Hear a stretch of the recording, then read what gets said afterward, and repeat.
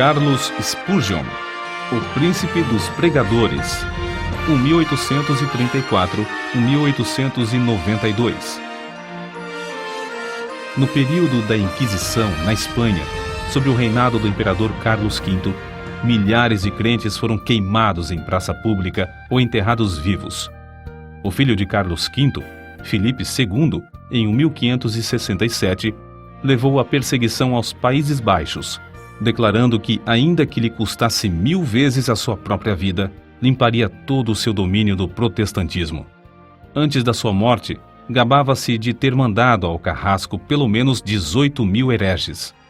Ao começar esse reinado de terror nos Países Baixos, muitos milhares de crentes fugiram para a Inglaterra. Entre os que escaparam do concílio de sangue, encontrava-se a família Spurgeon. Na Inglaterra, contudo, o povo de Deus não estava completamente livre da perseguição, passando a maior parte do tempo sentado, por se achar fraco demais para se deitar. Os bisavós de Carlos eram crentes fervorosos e criaram os filhos na admoestação do Senhor.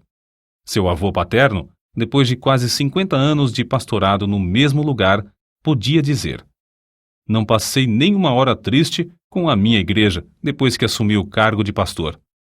O pai de Carlos, Tiago Spurgeon, era o amado pastor de Stambourne.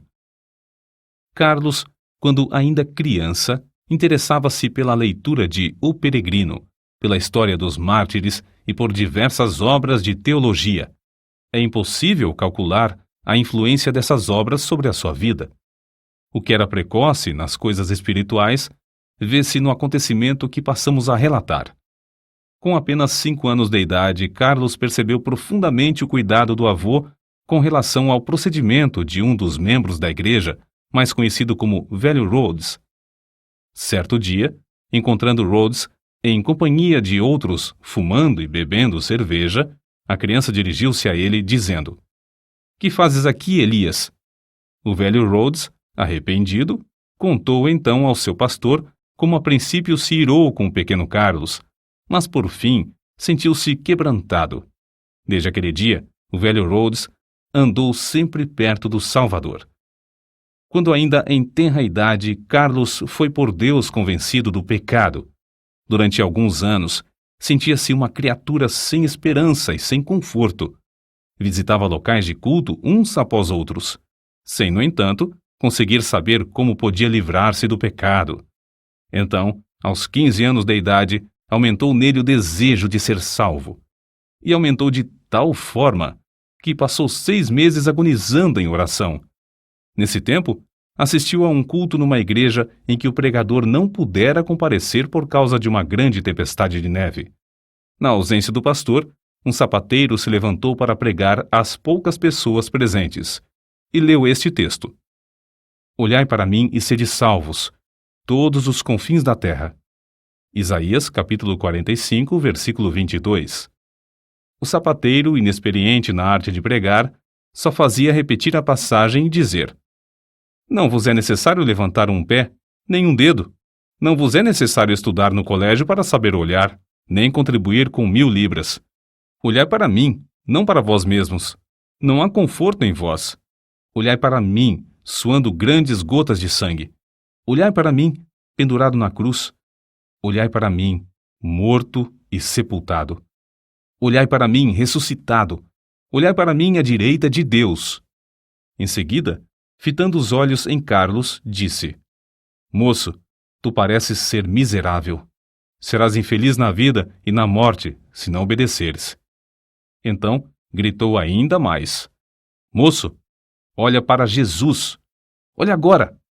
O rapaz olhou e continuou a olhar até que, por fim, um gozo indizível entrou na sua alma. O recém-salvo, ao perceber as constantes investidas do maligno, foi tomado pela aspiração de fazer todo o possível para receber o poder divino e, assim, frustrar a obra do inimigo do bem. Spurgeon, por exemplo, aproveitava todas as oportunidades para distribuir folhetos. Também entregava-se de todo o coração a ensinar na escola dominical, onde alcançou, de início, o amor dos alunos, e por intermédio destes, a presença dos pais na escola. Com a idade de 16 anos, começou a pregar. Acerca desse fato, declarou: "Quantas vezes me foi concedido o privilégio de pregar na cozinha da casa de um agricultor ou num celeiro? Alguns meses depois de pregar seu primeiro sermão, foi chamado a pastorear a igreja em Waterbeach. Ao fim de 2 anos, essa igreja de 40 membros passou a ter 100. Como o jovem pregador tinha o desejo de aperfeiçoar-se, o diretor de uma escola superior, de visita à cidade na ocasião, marcou 1 hora para tratar com ele acerca desse assunto. A criada que recebeu Carlos, porém, descuidou-se e acabou não chamando o professor, que saiu sem saber o que o moço esperava. Mais tarde, já na rua, Carlos, um tanto triste, ouviu uma voz dizer-lhe: "Buscas grandes coisas para ti? Não as busques." Foi então, ali mesmo, que abandonou a ideia de estudar naquele colégio, convencido de que Deus o dirigia para outras coisas. Não se deve concluir, contudo, que Carlos Spurgeon tenha desistido de se educar. Depois disso, ele aproveitou todos os momentos livres para estudar. Disse que alcançou fama de ser um dos homens mais instruídos de seu tempo. Spurgeon havia ministrado em Waterbeach apenas durante 2 anos, quando foi chamado a pregar na Park Street Chapel, em Londres. O local era inconveniente para os cultos e o templo, que tinha assentos para 1.200 pessoas, era demasiado grande para a plateia. No entanto, havia ali um grupo de fiéis que nunca cessou de rogar a Deus por um glorioso avivamento. Esse fato é assim registrado nas palavras do próprio Spurgeon. No início, eu pregava somente a um punhado de ouvintes. Contudo, não me esqueço da insistência das suas orações. Às vezes, parecia que rogavam até verem realmente a presença do anjo do concerto, Cristo, querendo abençoá-los. Mais de uma vez nos admiramos com a solenidade das orações até alcançarmos quietude, enquanto o poder do Senhor nos sobrevinha. Assim desceu a bênção. A casa se encheu de ouvintes e foram salvas dezenas de almas. Sob o ministério desse moço de 19 anos, a concorrência aumentou em poucos meses a ponto de o prédio não mais comportar as multidões. Centenas de ouvintes permaneciam na rua para aproveitar as migalhas que caíam do banquete que havia dentro da casa. Ficou resolvido que a Park Street Chapel seria reformada. Durante o tempo da obra, os cultos eram realizados em Exeter Hall, prédio com assentos para 4.500 pessoas. Ali, em menos de 2 meses, a assistência era tão numerosa que as ruas, durante os cultos, se tornavam intransitáveis. Quando voltaram para a Chapel, o problema, em vez de ter sido resolvido, ficou maior. 3.000 pessoas ocupavam o espaço preparado para 1.500. O dinheiro gasto, que alcançou uma elevada soma, fora desperdiçado. Tornou-se necessário voltar para o Exeter Hall, mas nem este auditório comportava mais o público presente. A igreja, então, tomou uma atitude espetacular. Alugou o Surrey Music Hall, o prédio mais amplo, imponente e magnífico de Londres, construído para diversões públicas. As notícias de que os cultos haviam passado do Exeter Hall para o Surrey Music Hall eletrificaram toda a cidade de Londres. O culto inaugural foi anunciado para a noite de 19 de outubro de 1856.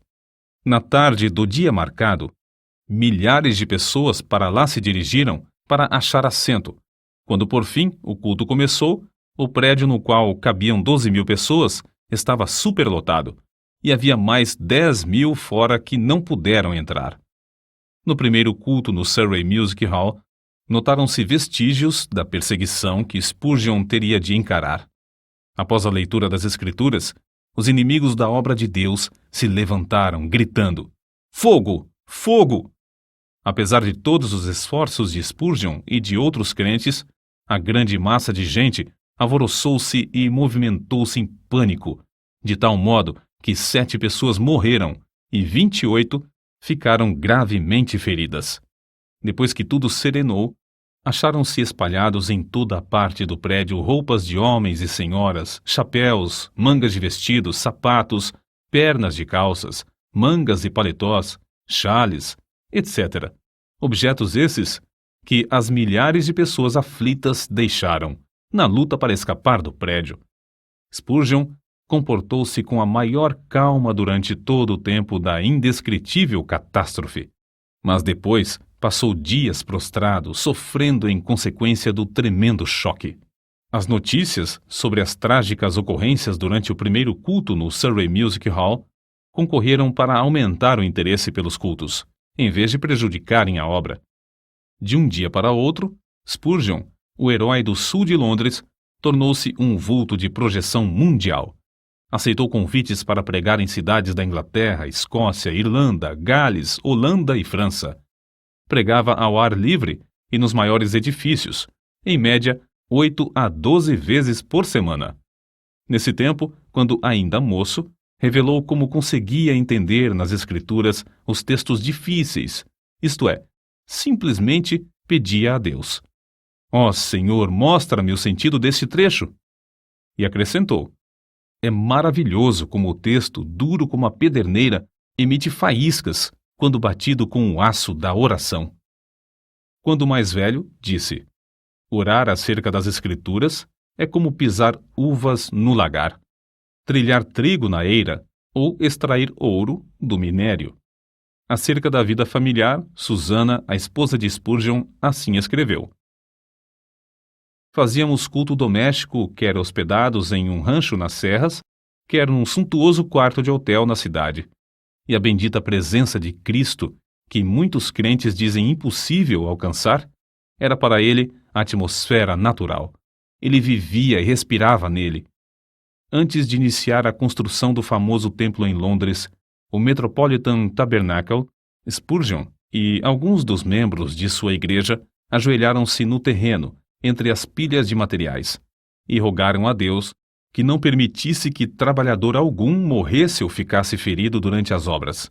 Deus respondeu maravilhosamente, não deixando acontecer qualquer acidente durante o tempo da construção do imponente edifício, que media 80 metros de comprimento, 28 de largura e 20 de altura.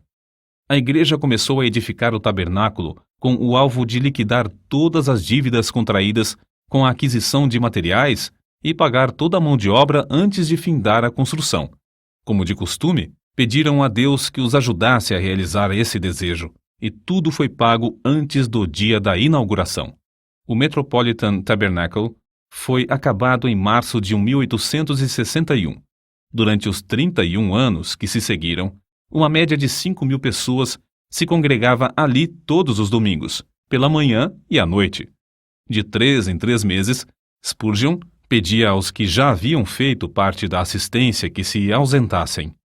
Eles o atendiam, mas mesmo assim, o tabernáculo era superlotado por outras pessoas das massas ainda não alcançadas pela mensagem. Durante certo período, pregou 300 vezes em 12 meses. O maior auditório do qual pregou foi no Crystal Palace, em Londres, em 7 de outubro de 1857. Havia exatamente 23.654 pessoas no auditório. Spurgeon esforçou-se tanto nessa ocasião, e o cansaço foi tal que, após o sermão da noite de quarta-feira, dormiu até a manhã de sexta-feira. Todavia, não se deve julgar que era somente no púlpito que a sua alma ardia pela salvação dos perdidos.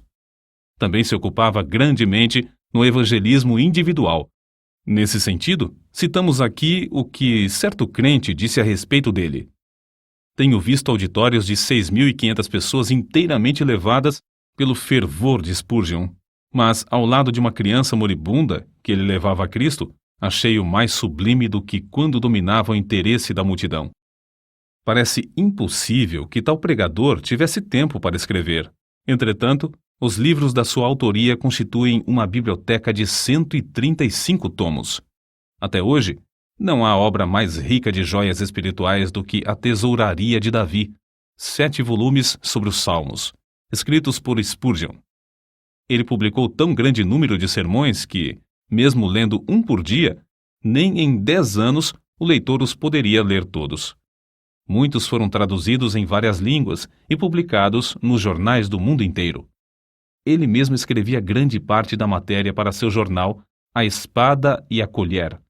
Título este inspirado na história da construção dos muros de Jerusalém no tempo angustioso de Neemias. Além de pregar constantemente a grandes auditórios e de escrever tantos livros, esforçou-se em vários outros ramos de atividades. Inspirado pelo exemplo de George Mueller, fundou e dirigiu o orfanato de Stockwell. Pediam a Deus e recebiam o necessário para levantar prédio após prédio e alimentar centenas de crianças desamparadas. Reconhecendo a necessidade de instruir os jovens chamados por Deus a proclamar o Evangelho e, assim, alcançar muito maior número de perdidos, fundou e dirigiu o Colégio dos Pastores. Esse trabalho foi marcado pela mesma fé em Deus demonstrada na obra de cuidar dos órfãos. Impressionado com a vasta circulação de literatura viciosa, formou uma junta de vendagem de livros evangélicos. Dezenas de vendedores foram sustentados e milhares de discursos feitos, além de muitas toneladas de escrituras e outros livros terem sido vendidos de casa em casa. Acerca de tão estupendo êxito na vida de Spurgeon, convém notar o seguinte: nenhum dos seus antepassados alcançou fama. Sua voz podia pregar às maiores multidões, mas outros pregadores sem fama gozavam também da mesma voz. O príncipe dos pregadores era, antes de tudo, o príncipe de joelhos. Como Saulo de Tarso, também entrou no reino de Deus agonizando de joelhos. No caso de Spurgeon, essa angústia durou 6 meses. Depois, assim aconteceu com Saulo. A oração fervorosa virou um hábito na sua vida. Aqueles que assistiam aos cultos no grande Metropolitan Tabernacle diziam que as orações eram a parte mais sublime dos cultos. Quando alguém perguntava a Spurgeon a explicação do poder na sua pregação, o príncipe de joelhos apontava para a loja que ficava sob o salão do Metropolitan Tabernacle e dizia: na sala que está embaixo, há 300 crentes que sabem orar. Todas as vezes que prego, eles se reúnem ali para sustentar minhas mãos, orando e suplicando ininterruptamente. Na sala que está sob os nossos pés é que se encontra a explicação do ministério dessas bênçãos. Spurgeon costumava dirigir-se aos alunos no colégio dos pastores desta forma: permanecei na presença de Deus. Se o vosso fervor esfriar, não podereis orar bem no púlpito. Pior com a família, e ainda pior nos estudos, sozinhos. Se a alma se tornar magra, os ouvintes, sem saberem como ou porquê, acharão que vossas orações públicas têm pouco sabor. Ainda sobre a oração, sua esposa deu este testemunho: ele dava muita importância à meia hora de oração que passava com Deus antes de começar o culto. Certo crente também escreveu a esse respeito: sente-se durante a sua oração pública que ele é um homem de bastante força para levar nas mãos ungidas as orações de uma multidão. Isto é a ideia mais grandiosa de sacerdote entre Deus e os homens. Convicto do grande poder da oração, Spurgeon designou o mês de fevereiro de cada ano no grande tabernáculo para realizar a convenção anual e fazer súplicas por um avivamento na obra de Deus. Nessas ocasiões, passavam dias inteiros em jejum e oração que se tornava mais e mais fervorosa. Não só sentiam a gloriosa presença do Espírito Santo nesses cultos, mas era-lhes aumentado o poder com frutos abundantes. Na sua autobiografia consta que, desde o começo do seu ministério em Londres, pessoas gravemente enfermas foram curadas em resposta às suas orações. A vida de Spurgeon não era vida egoísta e de interesse próprio. Juntamente com sua esposa, fez os maiores sacrifícios para colocar livros espirituais nas mãos de um grande número de pregadores pobres, e ambos contribuíam constantemente para o sustento das viúvas e órfãos. Recebiam grandes somas de dinheiro, mas davam tudo para o progresso da obra de Deus. Não buscava fama, nem a honra de fundador de outra denominação, como muitos amigos esperavam. A sua pregação nunca foi feita para sua própria glória, porém, tinha como alvo levar os ouvintes a Deus através da mensagem da cruz. Considerava seus sermões como se fossem setas e dava todo o seu coração empregava toda a sua força espiritual em produzir cada um deles. Pregava confiando no poder do Espírito Santo, empregando o que Deus lhe concedera para, abre aspas, matar, fecha aspas, o maior número de ouvintes. Charles Haddon Spurgeon recebia o fogo do céu estudando a Bíblia, horas a fio, em comunhão com Deus. Cristo era o segredo do seu poder. Cristo era o centro de tudo para ele. Sempre e unicamente Cristo. J.P. Freud disse: quando Spurgeon orava, parecia que Jesus estava em pé ao seu lado. As suas últimas palavras no leito de morte, dirigidas à sua esposa, foram: ó querida, tenho desfrutado um tempo muito glorioso com meu Senhor. Ela, ao ver, por fim, que seu marido passaria para o outro lado, caiu de joelhos e, com lágrimas, exclamou: ó bendito Senhor Jesus! Eu te agradeço o tesouro que me emprestaste no decurso destes anos. Agora, Senhor, dá-me força e direção durante todo o futuro. 6.000 pessoas assistiram ao culto do funeral. No caixão estava uma Bíblia aberta na passagem usada por Deus para convertê-lo. Olhai para mim e sede salvos, todos os confins da terra. O cortejo fúnebre passou entre centenas de milhares de pessoas postadas em pé nas calçadas. Os homens descobriam-se à passagem do cortejo e as mulheres choravam. O túmulo simples do célebre príncipe dos pregadores no cemitério de Norwood testifica a verdadeira grandeza da sua vida. Ali estão gravadas estas humildes palavras: aqui jaz o corpo de Charles Haddon Spurgeon, esperando o aparecimento do seu Senhor e Salvador, Jesus Cristo.